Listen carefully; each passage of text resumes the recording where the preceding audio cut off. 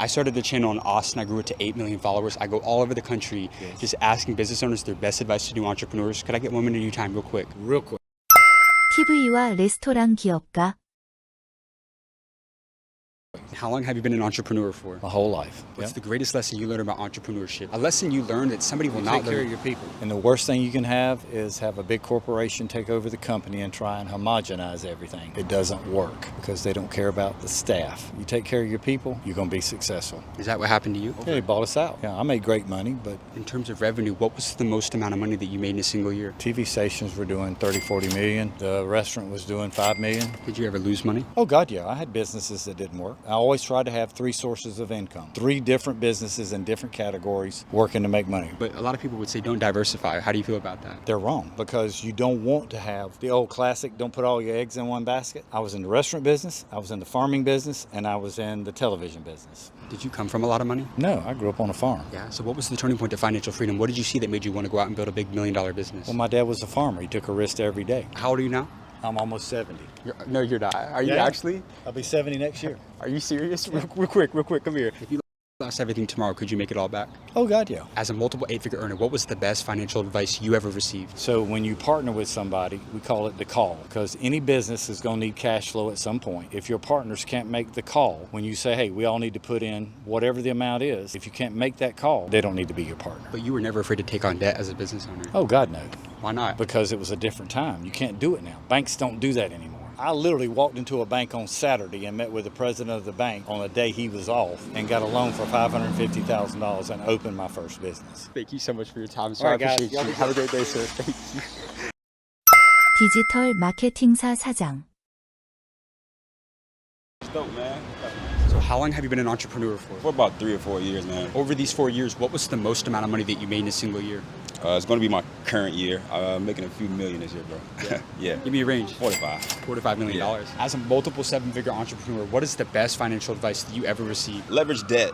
I think a lot of people are looking to get out of debt, which means you just come from being negative to broke. And then another thing is, if you don't learn how to leverage debt, you'll always be working for somebody else who knows how to leverage debt. Break that down. How can somebody leverage debt to create wealth? Let's just say if we leverage other people's money to be able to buy real estate or to start a business, now we have the capability and opportunity to start these businesses and investments. But we can use somebody else's money to start something that cash flows and then pay back off the debt over time. So why am I looking to pay off debt when I can cash flow off somebody else's money and start the things that I want to start without my own money? I like that concept. You know they don't teach that in school, right? Yeah, you definitely don't learn that in school. Did you go to college? I went to college for like 90 days, and then I dropped out. I'm not that smart, man. I didn't know how to write a 10 to 15 page paper. I kind of quit after they told me how to write a page paper. I'm like, that ain't my thing. How old are you now? 30.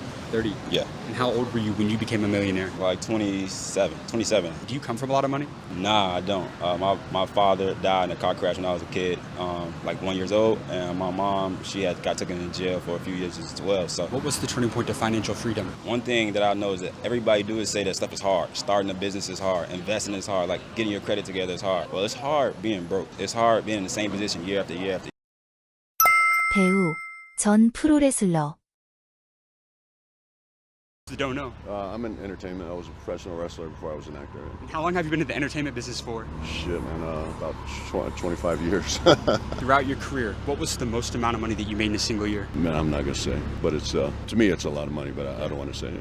Over $10 million? Over, yeah. That's incredible. Yeah. Do you come from a lot of money? No, I come from a single. I was raised by a single mom, and at times we couldn't even afford food. I'm from kind of the worst parts of Washington D.C., and that's kind of how I grew up. And until I was well into my 30s, I didn't make any money until I was well into my 30s. Yeah. What was the best advice you ever got from a mentor? If there's a lesson that a mentor, As far as financial advice, anything, life, something that really helped you throughout your career, your life. Well, I mean, there's been a few things, especially when I was wrestling. I had a mentor named Triple H, and there was a couple things he said to me that always stuck with me. And one of the things was, when I first got there, I was so afraid. Like, I didn't want to piss people off. It was a hierarchy thing, and I was so afraid of being disrespectful or pissing somebody off. And one day he said, "Look, man, you want to make money, you want to make friends." He said, "This is a business. You got to look at it as a business. You're a business. You're your own commodity." And so I always thought about myself as my own commodity. I am my brand. And so another thing he said, just always imagine that everybody's pointing a gun at your your head. He said, it's up to you how many bullets you give them. And that kind of stuck with me. And financial advice, the best advice that I ever got, which I always offer to, especially to like professional athletes, because a lot of professional athletes, they grow up, not really having much. So when you get all this money dumped on you, you just want to buy everything you can afford. It's not stuff you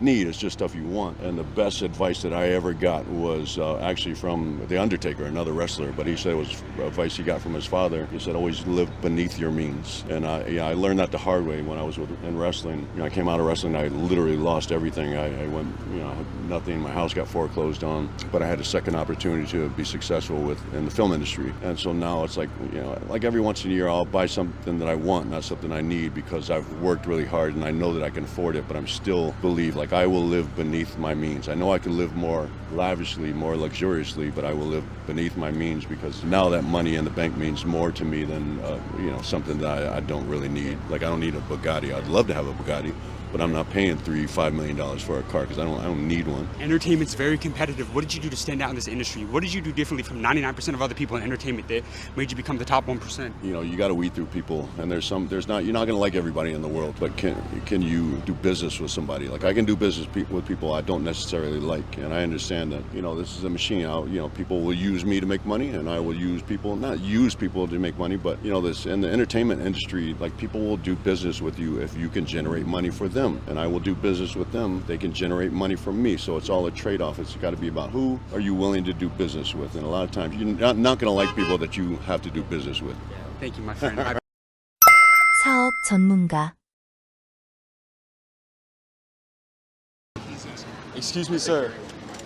Yeah, what's up? Question for you. Yeah. Is this your Rolls Royce? Yeah. Yeah? It's mine. And what do you do for a living out here in Tampa to be able to afford a Rolls Royce? I am a consultant. I'm Yeah. a business consultant. Are you an entrepreneur? I am definitely an entrepreneur. How long have you been a business owner for? I've been a business owner for 39 years. Sure. What was the most amount of money that you made in a single year? Most amount of money I've ever made in a single year, $15 million. $15 million. Yeah. Have you ever been broke before? I was broke for the first part of my life. Then I made millions of dollars, and then I was broke again. And now we've set it up in such a way that doesn't happen anymore. What separates middle class from wealthy people in today's world? Poor people and middle class people feel like everything's expensive because they pay for everything with money they've exchanged their time for, and they feel like they're paying for everything with their life because they are. Wealthy, creative entrepreneurs like yourself, like myself, we pay for things according to our creativity. In other words, we create an offer to pay for everything we buy. So everything costs the same amount. And do you believe in God? I more than believe in God. I trust God. So that's, I believe in God and I trust God. How important has faith been for you throughout your career? It's the most important thing in my life. How did you build that relationship and build that trust in God? Maybe to speak to those people that may not understand the importance of that and how much that's had an So impact. I received Christ as my Savior when I was 16 years old. I started reading the Bible when I was 17. Every success principle that I learned, the very first thing that I do is I go back and look at Scripture and see if it lines up. If it does, I'll follow it. If it doesn't, I ditch it. You got amazing advice. Thank you you. so much for your time. I Appreciate really it. 구독과 좋아요는 큰 힘이 됩니다.